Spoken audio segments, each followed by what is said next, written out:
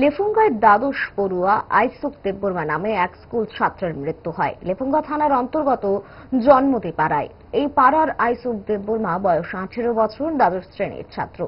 শুক্রবার আইসুক খাটচি মেলায় যায়। খাটচি মেলা থেকে ফেরার পথে ভগবান চৌধুরী পাড়ার ছেলেরা গ্যাস কোম্পানির সামনে তাকে প্রচন্ডভাবে মারধর করে। কি কারণে মারধর করে তা এখনো জানা যায়নি। তারপর সে বাড়িতে ফিরে আসে। শনিবার সকালে বিছানার ওপর তার মৃতদেহ পড়ে থাকতে দেখে বাড়ির লোকজন। ধারণা করা হচ্ছে সে সুইসাইড করেছে। ঘটনাস্থলে লেফুঙ্গা থানার পুলিশ ঘটনার তদন্ত শুরু করেছে। শক্তি দেববর্মা এবং করণ দেববর্মা নামে দুজনকে গ্রেপ্তার করেছে পুলিশ। জানা যায় তাদের সঙ্গে আরো যুবক ছিল। আইসুক দেববর্মার দেহটিকে পোস্টমর্টমের জন্য জীবিতে পাঠানো হয়। কি হয়েছিল? ঘটনাটা ওই মেলা থেকে আসে তারা। কই মেলা? ওই উদয়পুর মেলা। আরে না, খয়ারপুর মেলা থেকে আসে। আমার পরে তারা রাস্তা বলে তারা গ্রেফতার করে মারছে বলে। কে মারছে? ওই ভগবান চৌধুরী পোলারা।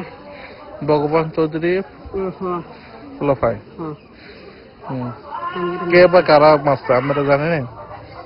পুলিশে দুইজন নিয়ে গেছে। কে মারছে? ওনার নাম জানেন? যে মারছে ওনার নাম কি? শক্তি আর করণ দাইছিন কেম বাবু। করণ আর শক্তি। ওনাকে আরো লাগে আরো লোক আছে। যেটা মারধর করছে ওনার নাম কি? মারপিট। হ্যাঁ, যেটা যারে করছে আইসুক দেববর্মা। তাই নাকি বাড়িটা এসে সুইসাইড করছে না? এটা তো আমরা জানি না। আমরা ওই কেন জানে না? বাড়ি ওই দূর, আমরা ওই আমরা জানি না। তার বাবা ফোন করে কইছে, দাদা ওই আমার ছেলে আইসুক মারা গেছে। না আমরা যারা আয়া পড়ছে তার আয়া দেখছি।